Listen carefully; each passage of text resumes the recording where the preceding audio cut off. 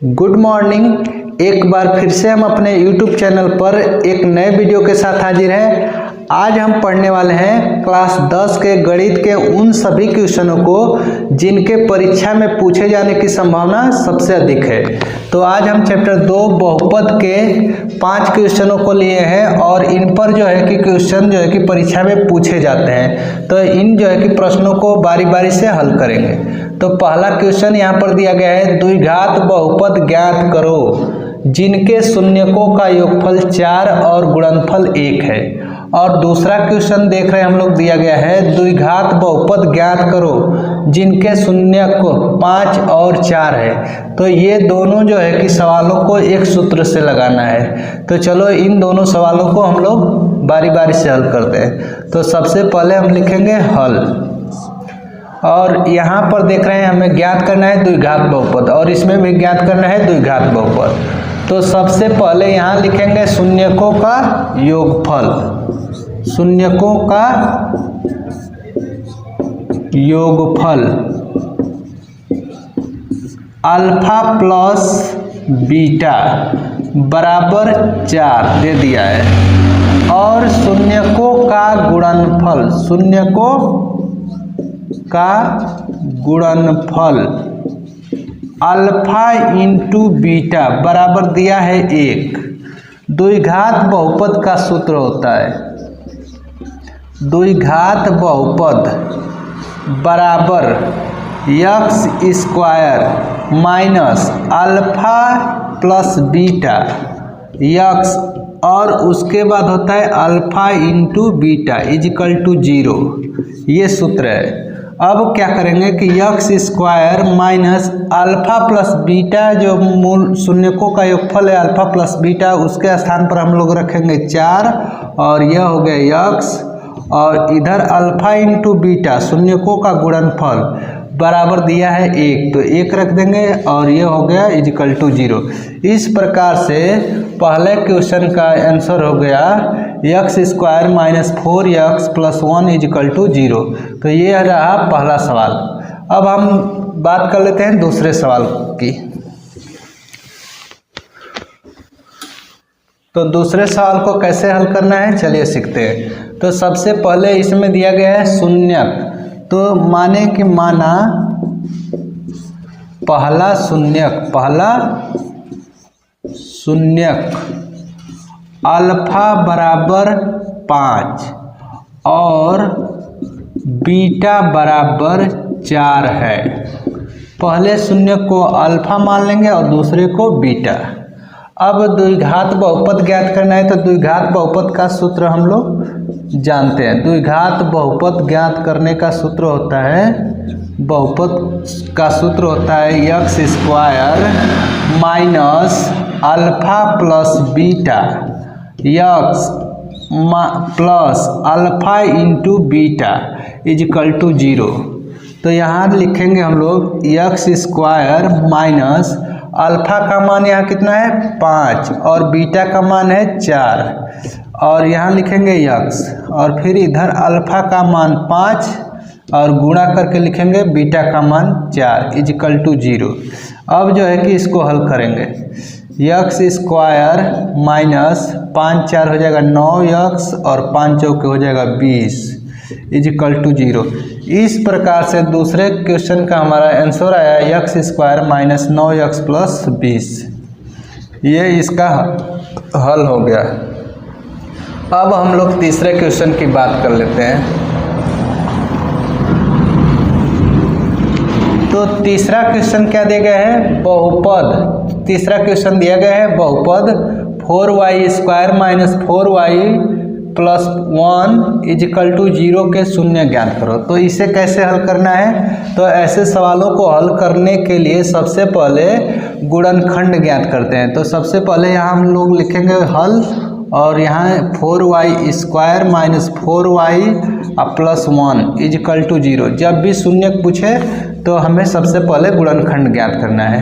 तो 1 का हम क्या करते हैं कि 4 में गुणा करते हैं, तो 1 चौक के 4 होगा, और इस 4 को हम ऐसे 2 भागों में बांटेंगे कि गुणा करने पर 4 है और जोड़े तो 4 है। तो 2 दूना के 4 और 2 2 जोड़ेंगे तो 4 आएगा।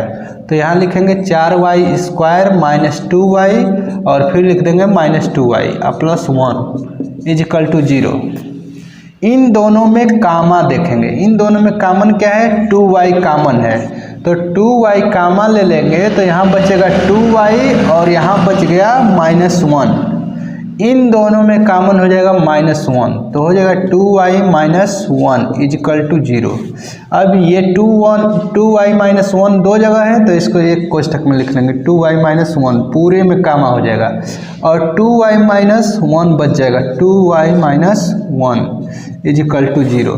तो ये इसका गुणनखंड हो गया। अब इसका जो है कि शून्य ज्ञात करना है तो लिखेंगे यदि 2y माइनस 1 इजिकल टू 0 तो 2y बराबर हो जाएगा, एक उधर भेजेंगे तो प्लस हो जाएगा 1, तो y बराबर देखेंगे यहाँ 2 गुणा में है तो इधर आ जाएगा तो भाग में, तो 1/2 यहाँ y बराबर 1/2 आया है और दूसरा भी जो है कि सेम जो है कि गुणनखंड है तो उसका भी मान 1/2 ही आएगा।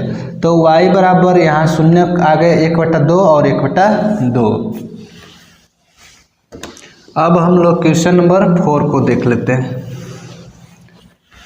क्वेश्चन नंबर 4 को कैसे हल करना है, यहाँ दिया गया है 7x² plus 17x plus 6 is equal to 0 के शून्यकों के गुणांकों के बीच संबंध ज्ञात करो। तो ऐसे सवालों को हल करने के लिए सबसे पहले तो लिखेंगे हल और उसके बाद लिखेंगे 7x² plus 17x plus 6 is equal to 0 और इसको ax² plus bx plus c equal to 0 से तुलना कर देंगे, तुलना। तो a बराबर हो जाएगा 7, b बराबर हो जाएगा 17 और c बराबर हो जाएगा 6। शून्यकों के गुणांकों के बीच संबंध पूछा है, तो शून्यकों के गुणांकों के बीच संबंध होता है शून्यकों का योगफल और शून्यकों का गुणनफल। तो सबसे पहले हम लोग निकालेंगे शून्यकों का, सबसे पहले हम लोग तो निकालेंगे शून्यकों का योगफल जो होता है अल्फा प्लस बीटा बराबर -b/a। तो b का मान है 17 और a का मान है 7 और यहाँ पर लगाएंगे माइनस और ये हो गया शून्यकों का योगफल। और शून्यकों का अब निकालेंगे गुणनफल। शून्यकों का गुणनफल अल्फा इंटू बीटा बराबर होता है c/a और c का मान यहाँ कितना है 6 और a का मान है 7। इस प्रकार से हम लोग शून्यकों के गुणांकों के बीच संबंधों को स्थापित कर लिया। तो ये रहा शून्यकों के गुणांकों के बीच संबंध। अब हम लोग अगला क्वेश्चन देखते हैं जो लास्ट क्वेश्चन हमारा होगा। इसमें क्या दिया गया है, 3x² plus 6x plus k equal to 0 का एक शून्यक 1 है तो k का मान ज्ञात करो। तो सबसे पहले तो हम लिखेंगे हल, उसके बाद लिखेंगे 3x² plus 6x plus k equal to 0 का एक शून्यक 1 है। अगर जो है कि 3x² plus 6x plus k equal to 0 का एक शून्यक 1 है तो ये शून्यक अगर 1 होगा तो इसमें रखने पर यह पूरा जो है कि मान 0 के बराबर होना चाहिए। अतः लिखेंगे x बराबर 1 रखने पर, x बराबर 1 रखेंगे, जहाँ जहाँ x है वहाँ 1 रख देंगे। तो 3x² 3 और 1 का वर्ग लिख देंगे और प्लस लिखेंगे 6 और गुणे 1 और फिर क्या लिखेंगे प्लस k इजिकल टू 0। अब 3 का वर्ग 3 लिख दें, 3 हो जाएगा और 1 का वर्ग 1 हो जाएगा और इधर लिखेंगे 6 कम 6 और इधर k इजिकल टू 0। 3 एकम 3 और 6 और इधर हो जाएगा k इजिकल टू 0। 3 और 6 को जोड़ेंगे हो जाएगा 9 और प्लस k इजिकल टू 0।